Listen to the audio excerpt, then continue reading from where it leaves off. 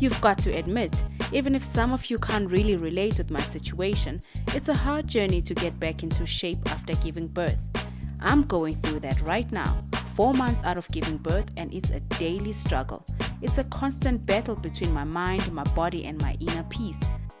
So here I am again, looking for answers. I figured because I'm done with having kids, this is the right time to speak to a professional who will help me shape my body the way I've always wanted it to be. So today, I'm having a fitness session with Mbongwa, an inspiring young fitness coach who was born in Escourt, my hometown, who has turned her passion for an active lifestyle into a business and has started her own brand called FitFanatic. She's just the inspiration I need. FitFanatic is a dream of a young girl who fell in love with fitness. She was an insecure little village girl. Then she started running, and then somehow the name FitFanatic came about. If you know what fanatic means, it means a person with zeal, somebody who's enthusiastic, you know. So I thought fanatic was an appropriate name, and then fit, obviously, because of the industry. It comes from a girl who's wanting to break barriers and wanting to be the best. That's where it comes from. Being the best is definitely a feeling you pick up when you meet Amanda. When most would give up, she started her fitness journey while trying to fight off depression after she had failed her last year in university. She went back home, and that's when she started gaining weight from sitting and doing nothing. But she found a solution that didn't cost her a cent. She started running. Then the feeling that I got from running, I thought, man, this is such a beautiful feeling, such an empowering feeling. And I could see the architecture of my community. I couldn't do anything because I didn't have the money to do anything, but then I could run. So then I wanted to give off that feeling to other young girls in my community, to say if they can feel the way that I feel after a run, then we can change the architecture of this community. You know, that's when Loskop Gichima started. With a few young girls, I think it was 5 girls. I used to drive a small vehicle. I thought, if I take these girls with me to races, and they can get that feeling, if they can run with beautiful other girls from other towns and they can beat them, then they will come back home and know that there's nothing that they can't do. So that's how the team grew, and we got guys, and it's been going strong ever since. A journey that started with a single step grew into a fitness movement. A couple of months later, a group called Loskop Gichimas was formed, and that's not the only thing that defines this dynamic FitFanatic founder. Her upbringing also contributed a lot into her development. We all know motivation is all around us, and most times it's in the people that gave birth to us. Our mother passed away when I was 10 years old, and then my father had the daunting task of raising 2 girls. I'm the eldest of 2 girls. I was born and bred in Escourt, went to school in Escourt, went to university in Pietermaritzburg, went back home and worked in the family business. So Amanda is a very ambitious girl. I'm very entrepreneurial, I think. I think I'm very enthusiastic, hence the name Fanatic. I do things with heart, or I don't do them. I'm very passionate with everything that I do. Yeah, that's who I am. My heart is with the people. I don't do things if they don't matter. I do things that have a purpose. You know, I watched my father work very hard. He's a very, very hardworking man, and I think that rubbed off in us. You know, so my dream and my vision is to be twice, if not half, the person that he is. You know, because he instilled in us hard work. That whatever you want, you must work hard. So watching him has rubbed off on us as his kids to say, whatever we want, we can have, but only if we work hard. Okay, stretch a little bit, shake. So what does it take for one to decide to transform their ideas into something tangible? I've been employed. I was working as an HR manager for most of my life. But also, I've also had other interests on the side as an entrepreneurial person. But the day I decided to give FitFanatic 100% was because I was unhappy. You know, I was doing FitFanatic on the side, I was doing this corporate thing, and I was burning out. And then I said to myself, you know, Amanda, you're young. This is the time for you to try. This is the time for you to try and fail and try and fail and try and fail. You don't have many responsibilities right now, so what have you got to lose? I think it was, yeah, and then you took the and then I took the plunge, It was scary, but for me, everything I do, it's never because of the money factor. It's what I can build. what I can build out of this, what can we make out of these leaves, what can they make us, then that's what makes me happy. I'm a project-oriented person, so I like building things, then moving to the next thing and building something else. So I've got bigger dreams than FitFanatic, you know. Like I say to people, I wanted to be Under Armour, Nike and FitFanatic. That's the level I want FitFanatic to be at. And then thereafter, I'll pursue my other dreams, you know. I've got a passion for property. I've got a passion for other things, you know. So, yeah, and I think this is the time.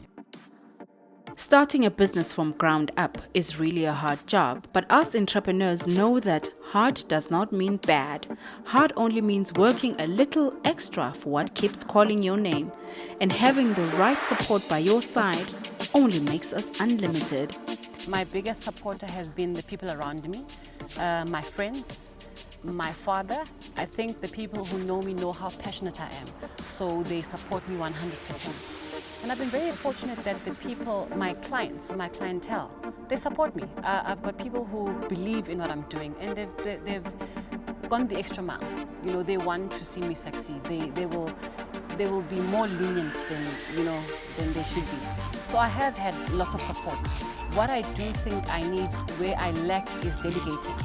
I do need a support team now because the brand is growing and I can't do everything on my own. So, and I lack to say, somebody do this, somebody do that. I need to learn to delegate and have a team around me. So I think I have had support. I'm going to need more support. Financial support, fortunately, I've had to use my savings. But where the brand is growing towards is going to need something that I don't have, you know. So I am working towards a business plan to try and go get funding for the vision of the business. Chatting with Amanda about her business is really something I needed for my own personal journey in business. She's not only about revitalizing the body, but also the mind. The way she's growing her business is at her own pace. She's not following a template that she learned from others. She's simply doing it her way, and she finds joy in that. I think the important thing, as anybody will tell you, is to start. You must start. But the one thing that you must conquer is your mind. Your body will follow what your mind tells it. So and it's an everyday battle. It's not like today you don't feel strong every day. I don't feel like going to the gym every day. Yesterday I had a day where I was like, no man, I don't want to do this. But I was fatigued. I think it's the mind. You must do it every day. You must speak to yourself positively every day. Then find people around you who are doing what you want to do. Affiliate yourself with those people and draw the energy from them, because you can't do it on your own. On your own is very, very tough. So that's what I would say. I would say start. Just start. Go for a walk. Sign up to a gym. Find a group of women if you're a woman. If you're a guy, go play soccer, go play basketball. But just start, you know, and then talk to yourself positively every day. I think that's a good place. She does admit there are challenging times, as it is with most startups, but she believes it's how you look at the challenge that determines your next step. And she learned this lesson when she decided to take her business to new heights by designing and selling her own workout apparels. Things took an interesting turn. It hasn't been easy. It hasn't been easy, but now because I've started, I'm like, okay. My dad says, Kalile, Kalile. You know? So it hasn't been easy. I think the one thing about me is I don't see things as impossible. So last year I entered USA in Face of Fitness and I was in my best shape. I didn't make it. So I said to myself, no man, Amanda, there must be something greater, you know. I was upset. I was like, they want white people, blah, blah, blah, blah, blah. Then the penny hit and I was like, no man, we are not their market. We are not their market, so we must stop shunning them for what we are not and start creating our own things. Then I was like, why not? Why can't I be the next Nike? Why can't I build the next Nike brand? But I thought Nike first. I forgot that Nike had to start with, you know, the little things. Yeah. I ordered stuff from China. I was branding it, but it wasn't working because I couldn't touch, I couldn't feel it. You know, it was risky. It wasn't what I wanted. So I made another big order and it was delayed. I lost a lot of money. I'm like, I can't work like this. I'm going to lose money and I can't touch and feel. What if I want to change this? What if I want to change that? I went as far as back home to my neighbor who makes amapinisa. I was like, I took a legging to her from Woolworths. I took a legging to her and I'm like, can you make this? I thought it was an easy thing of just making, I'm sure fabric is found everywhere. I wasn't aware that there are certain kind of fabrics that need to make certain kind of items. Yeah. So it's been a journey, and I found myself different machines for the different items. I find myself buying things from retailers and rebranding while in the process of designing our own stuff. Yeah. So I found a reputable retailer that I wanted to aspire to be like in the near future. I bought the stuff, I was rebranding it, taking the same designs and saying, okay guys, this is what we must make. Let's not reinvent the wheel. Let's use what works. Eventually then, after lots of searching, I found good CMT. I found a gent in Mabone, and I found another gent in Honeydew. So there's two different people who are making my apparel. The training apparel is made by a different person, and then the athleisure stuff that you are wearing is made by a different person. Our stuff also is not it's good stuff. I'm comfortable training in it, I'm proud of it, but it's not where I want it to be. You know, it's not there yet, but it's been an exciting journey. Going for your spot next to international brands like Nike is not a child's play. A lot of hours will have to be put in. My vision is that FitFanatic is a lifestyle that is lived, worn, and by everybody, mostly females. Males, I understand, but I want the female to feel good when she's training in the gym. I want her to feel good when she's outside of the gym, in her FitFanatic way, in a FitFanatic athleisure, but also eating fresh, because we're going to have the Health Fanatic brand launch eventually.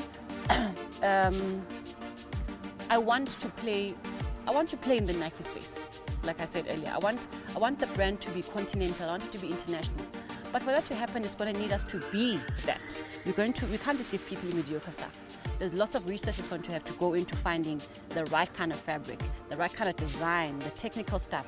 Because now the training gear that you find out there, they've got some technical stuff. You know, you wear pants and apparently they make you lose weight while you're wearing them. Under Armour, I know it's got technology in their apparel. So we need to get to that level. It's going to take us a long time to get there, but it's a journey that I'm willing to travel for the legacy that I want to build. I want to say we are South African, we are black, we can. You know, I want to say to the world, we can. Why not? Information is out there, resources are out there. It's just a matter of putting them together and doing it. Amanda is constructed to achieve excellence, and it's in the way she's found her passion and is getting the most out of it. I have a feeling in the near future, FitFanatic is a brand that we will all be so proud to be associated with as South Africans. But for now, back to my tiny problem. How can she help somebody in my situation? Like you've admitted that you haven't been at the gym, I would say start slowly. You know, like strollers nowadays, they're very nice because they are three-wheelers, something that you can run with. So I'd say do something that involves your baby. Morning walks or afternoon walks with your baby, that gets you moving. And also, I don't know, I'm not a nutritionist or a dietitian, but look at what you are eating. I'm sure now the baby's around. I don't know what nutrition that you have to provide for the baby, but look at what you're eating now. You can't be eating like the same way that you were eating when you still had a baby. You don't have the cravings anymore. But control your plate. That's where I would also say. And start slowly. Do things that also involve the child so that you don't feel that you're spending time away from the child. But anything, like you say that you've got problems maybe with your midsection. People think crunches are what is going to give you a small stomach. It's not. It's what you eat and the holistic training that you do. So cardio is very important. Start slowly with the walks like I mentioned, a mild jog. Go to the gym and do a full body workout.